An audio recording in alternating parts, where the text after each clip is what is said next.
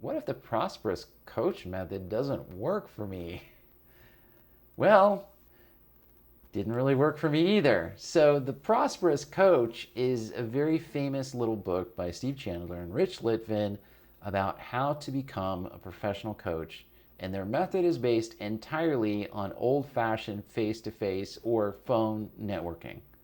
The idea here is very simple. You meet people, you get into conversations with them, you offer to help, you offer to coach, and after a while, you suggest a proposal where they start paying you because you've offered them a ton of value. And almost every started coach who's starting out finds this book and tries to make this work because it sounds totally awesome.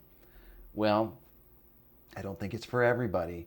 If you're introverted or you like to work from your desk like I do, it's not necessarily a fit. And the thing is that when I tried it and I was going out doing this, there's this strange, awkward moment where you make the transition between coaching for free and having somebody pay you. The idea here is that you coach and let them have the experience of being coached by you and have that sell the experience.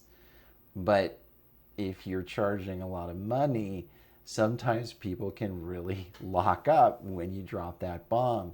I was coaching a guy for free. He was actually giving me $100 per session out of the goodness of his own heart. But when I suggested he start paying me $1,000 a month, he got insulted and walked away. That was my first attempt at making that transition to a proposal.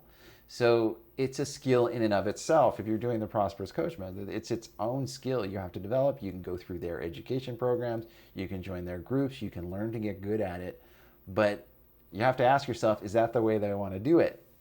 I ended up doing it differently. I ended up talking to people online. I ended up creating videos and growing an audience online. And from that audience, making connections that were already warmed up.